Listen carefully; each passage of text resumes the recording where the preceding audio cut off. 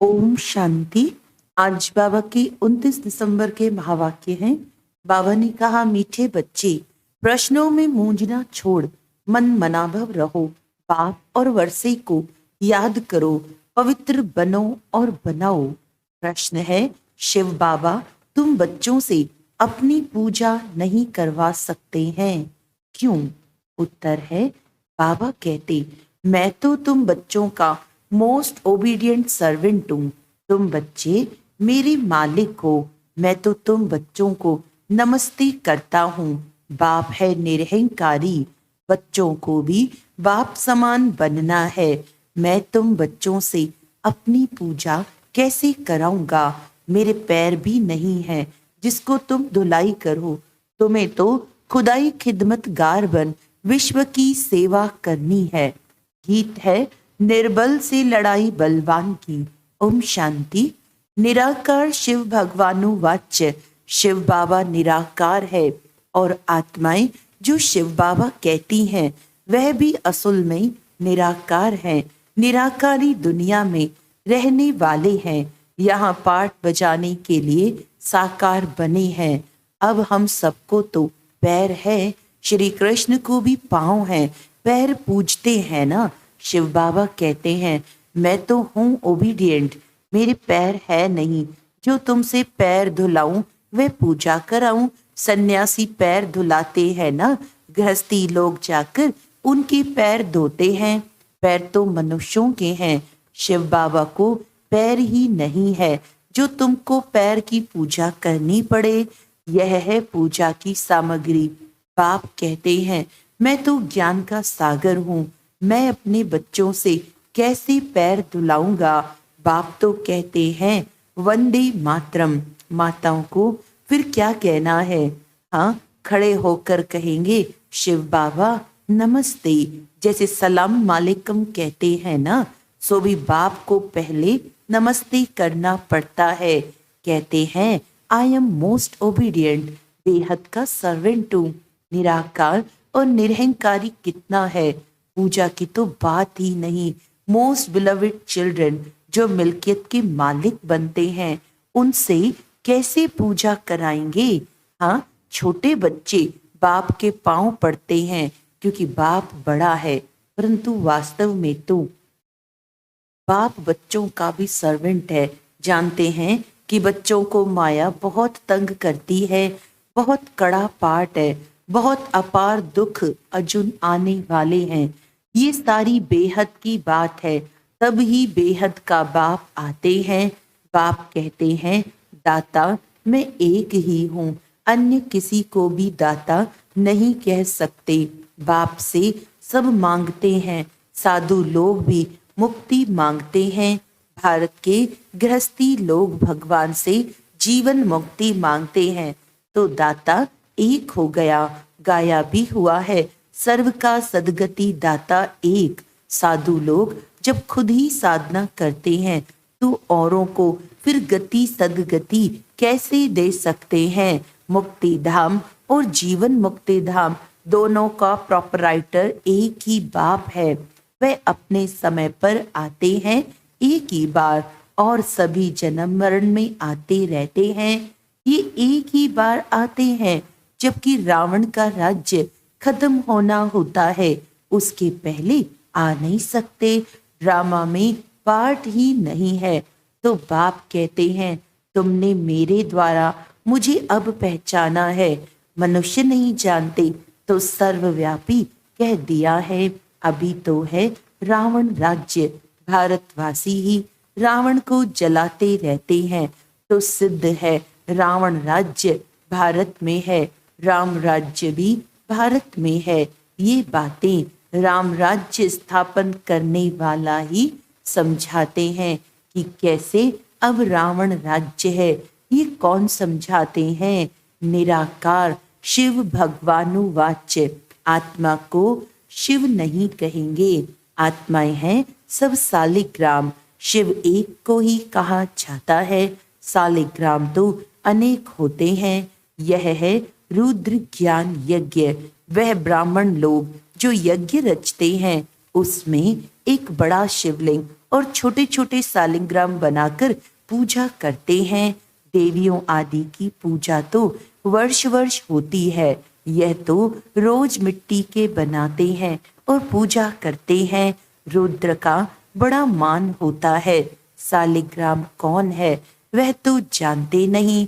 तुम शिव शक्ति सेना पतितों को पावन बनाती हो। शिव की पूजा तो होती है, सालिग्राम कहाँ जाए। तो बहुत मनुष्य रुद्र यज्ञ रच सालिग्रामों की पूजा करते हैं। शिव बाबा के साथ बच्चों ने भी मेहनत की है। शिव बाबा के मददगार हैं। उन्हों को कहा जाता है खुदाई खिदमतगार। खुद निराकार भी जरूर कोई शरीर में आएंगे ना। स्वर्ग में तो खिदमत की दरकार नहीं। शिव बाबा कहते हैं देखो ये मेरे खिदमतगार बच्चे हैं, नंबरवार तो है ना, सबकी पूजा तो कर न सकें।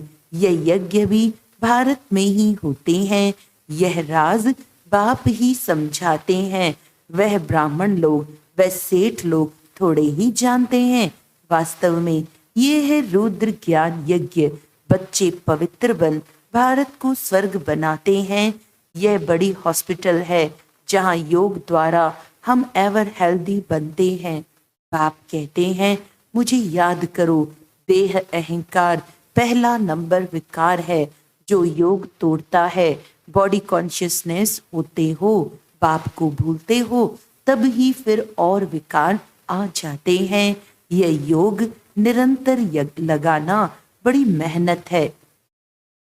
मनुष्य श्री कृष्ण को भगवान समझ उनकी पूजा करते हैं, परंतु वे पतित पावन तो है नहीं जो उनके पैर पूजे जाएं। शिव तो है ही बिगर पांव। वह तो आकर माताओं का सर्वेंट बनते हैं और कहते हैं बाप और स्वर्ग को याद करो तो फिर तुम 21 जन्म राज्य करेंगे। 21 पीढ़ी गाई हुई है और धर्मों में नहीं गाई जाती। किसी भी धर्म वाले को 21 जन्म स्वर्ग की बादशाही नहीं मिलती है। यह भी ड्रामा बना हुआ है। देवता धर्म वाले जो और धर्मों में मिक्स हो गए हैं वह फिर निकल आएंगे। स्वर्ग के सुख तो अपरम अपार है। नई दुनिया नए मकान में अच्छा सुख होता है। थोड़ा पुराना होने में कुछ न कुछ दाग हो जाते हैं, फिर रिपेयर किया जाता है। तो जैसे बाप की महिमा अपरम अपार है, वैसे स्वर्ग की महिमा भी अपरम अपार है। जिसका मालिक बनने का तुम पुरुषार्थ कर रहे हो और कोई स्वर्ग का मालिक बना न सके। तुम बच्चे जानते हो विनाश की सीन बड़ी दर्दनाक है। उनके पहले बाप से वर्षा ले लेना चाहिए। बाप कहते हैं अब मेरे बनो, अर्थात ईश्वरी गोद लो। शिव बाबा बड़ा है ना तो तुमको प्राप्ति बहुत है। स्वर्ग के सुख अपरम अपार है। नाम सुनते ही मुख पानी होता है। कहते भी हैं फलाना स्वर्ग पधारा। स्वर्ग प्यारा लगता है ना, यह तो है ही नर्क। जब तक सतयुग ना हो तब तक स्वर्ग में कोई जा न सके। बाप समझाते हैं ये जगदम्बा जाकर फिर स्वर्ग की महारानी लक्ष्मी बनती है। फिर बच्चे भी नंबरवार बनते हैं। मम्मा बाबा जास्ती पुरुषार्थ करते हैं। राज्य तो वहां बच्चे भी करेंगे ना, सिर्फ लक्ष्मी नारायण तो नहीं करेंगे। तो बाप आकर मनुष्य से देवता बनाते हैं, पढ़ाते हैं। अगर कहते श्री कृष्ण बनाते हैं तो फिर श्री कृष्ण को तो ले गए हैं द्वापर में। द्वापर में तो देवता होते नहीं। सन्यासी कह ना सके कि हम स्वर्ग जाने के लिए रास्ता बताते हैं। उसके लिए तो भगवान चाहिए। कहते हैं मुक्ति जीवन मुक्ति के द्वार कलयुग के अंत में खुलेंगे। यह है रुद्र ज्ञान यज्ञ। मैं हूँ शिव, रुद्र और यह है सालिग्राम। ये सब शरीरधारी हैं। मैंने शरीर का लोन लिया हुआ है। ये सब ब्राह्मण हैं, ब्राह्मण बिगर ये ज्ञान कोई में होता नहीं, शूद्रों में भी नहीं है। सतयुग में देवी देवताएं तो पारस बुद्धि थे, जो बाप ही अब बनाते हैं। सन्यासी किसको पारस बुद्धि बना न सके, बल खुद पवित्र है फिर भी बीमार हो पड़ते हैं। स्वर्ग में कभी बीमार नहीं पड़ेंगे, वहां तो अपार सुख है। इसीलिए बाप कहते हैं पूरा पुरुषार्थ करो, रेस होती है ना। ये है रुद्रमाला पिरोने, रुद्रमाला में पिरोने की रेस। अहम आत्मा को दौड़ी लगानी है योग की। जितना योग लगाएंगे तो समझेंगे ये तीखा दौड़ रहा है। उनके विकर्म विनाश होते जाएंगे। तुम उठते बैठते चलते फिरते यात्रा पर हो। बुद्धि योग की ये बहुत अच्छी यात्रा है। तुम कहते हो ऐसे स्वर्ग के अपरम अपार सुख पाने के लिए पवित्र क्यों नहीं रहेंगे। हमको माया हिला नहीं सकती, प्रतिज्ञा करनी होती है। अंतिम जन्म है, मरना तो है ही, तो क्यों नहीं बाप से वर्षा ले लेवें। कितने बाबा के बच्चे हैं, प्रजापिता है तो जरूर नई रचना रचते हैं। तुम भारत की सर्विस करते हो, इसीलिए तुम ही स्वर्ग के मालिक बनते हो। भारत की सर्विस करने में सबकी सर्विस हो जाती है। तो यह है रुद्र ज्ञान यज्ञ। रुद्र शिव को कहा जाता है, न कि श्री कृष्ण को। श्री कृष्ण तो सतयुग का प्रिंस है, वहां यह यज्ञ आदि होंगे नहीं। अभी है रावण राज्य, ये खलास होना है, फिर कभी रावण बनाएंगे ही नहीं। बाप ही आकर इन जंजीरों से छुड़ाते हैं। इस ब्रह्मा को भी जंजीरों से छुड़ाया ना। शास्त्र पढ़ते पढ़ते क्या हालत हुई है। तो बाप कहते हैं अब मुझे याद करो। बाप को याद करने की हिम्मत नहीं है, पवित्र रहते नहीं, फालतू प्रश्न पूछते रहते हैं। तो बाप कहते हैं मन मना भव। अगर किसी बात में मूंझते हो तो उसको छोड़ दो, मन मना भव। ऐसे नहीं कि प्रश्न का रिस्पॉन्स नहीं मिला तो पढ़ना ही छोड़ दो। कहते हैं भगवान है तो रिस्पॉन्स क्यों नहीं देते। बाप कहते हैं तुम्हारा काम है बाप और वर्षे से चक्र को भी याद करना पड़े। वह भी त्रिमूर्ति और चक्र दिखाते हैं, लिखते हैं सत्यमेव जयते, परंतु अर्थ नहीं समझते। तुम समझा सकते हो। शिव बाबा को याद किया तो सूक्ष्म वतनवासी ब्रह्मा विष्णु शंकर भी याद आएंगे और स्वदर्शन चक्र को याद करने से विजयंती हो जाएंगे। जयते मन माया पर जीत पहनेंगे। कितनी समझ की बात है। यहाँ कायदे हैं, हंसों की सभा में बगुले बैठ ना सकें। बीके जो स्वर्ग की परी बनाती हैं उन पर बड़ी रिस्पॉन्सिबिलिटी है। पहले जब कोई आते हैं तो उनसे हमेशा ये पूछो आत्मा के बाप को जानते हो। प्रश्न जो पूछते हैं तो जरूर जानते होंगे। सन्यासी आदि ऐसे कभी नहीं पूछेंगे, वे तो जानते ही नहीं। तुम तो प्रश्न पूछेंगे बेहद के बाप को जानते हो। पहले तो सगाई करो, ब्राह्मणों का धंधा ही यह है। बाप कहते हैं कि आत्माएं मेरे साथ योग लगाओ, क्योंकि मेरे पास आना है। सतयुगी देवी देवताएं बहुत काल से अलग रहे हैं, तो पहले पहले ज्ञान भी उनको ही मिलेगा। लक्ष्मी नारायण ने 8 जन्म पूरे किए हैं, तो उनको ही पहले ज्ञान मिलना चाहिए। मनुष्य सृष्टि का जो झाड़ है उसका पिता है ब्रह्मा और आत्मा का पिता है शिव। तो बाप और दादा है ना, तुम हो उनके पौत्रे, उनसे तुमको ज्ञान मिलता है। बाप कहते हैं मैं जब नरक में आऊं तब तो स्वर्ग रचूं। शिव भगवानुवाच लक्ष्मी नारायण त्रिकालदर्शी नहीं है, उनको ये रचता रचना का ज्ञान है नहीं, तो परंपरा कैसे चले। कई समझते हैं ये तो सिर्फ कहते रहते हैं, मौत आया कि आया, होता तो कुछ नहीं है। इस पर एक मिसाल भी है ना। उसने कहा शेर आया, परंतु शेर आया नहीं। आखिर एक दिन शेर आ गया, बकरियां सब खा गया। ये सब बातें यहाँ की हैं, एक दिन काल खा जाएगा, फिर क्या करेंगे। भगवान का कितना भारी यज्ञ है, परमात्मा के सिवाय तो इतना बड़ा यज्ञ कोई रच न सके। ब्रह्मावंशी ब्राह्मण कहलाकर पवित्र न बना तो यह मरा। शिव बाबा से प्रतिज्ञा करनी होती है। मीठा बाबा, स्वर्ग का मालिक बनाने वाला बाबा, मैं तो आपका हूँ, अंत तक आपका होकर रहूंगा। ऐसे बाप को अथवा साजन को फारकती दी तो महाराजा महारानी बन नहीं सकेंगे।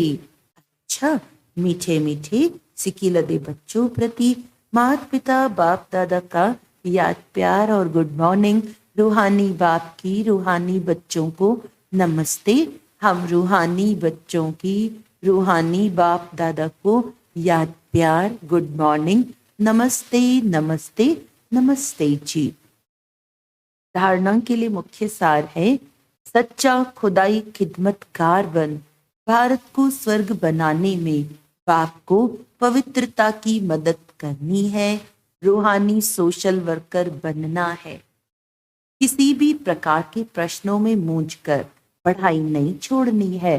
प्रश्नों को छोड़ बाप और वर्षे को याद करना है। वरदान है, हदों से पार रह, सबको अपनेपन की महसूसता कराने वाले अनुभवी मूर्त भव। जैसे हर एक के मन से निकलता है मेरा बाबा, ऐसे सभी के मन से निकले कि ये मेरा है।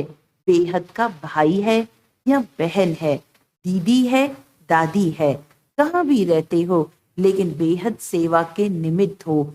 हदों से पार रहकर बेहद की भावना, बेहद की श्रेष्ठ कामना रखना, यही है फॉलो फादर करना। अभी इसका प्रैक्टिकल अनुभव करो और कराओ। वैसे भी अनुभवी बुजुर्ग को पिताजी काका जी कहते हैं। ऐसे बेहद के अनुभवी अर्थात सबको अपनापन महसूस हो।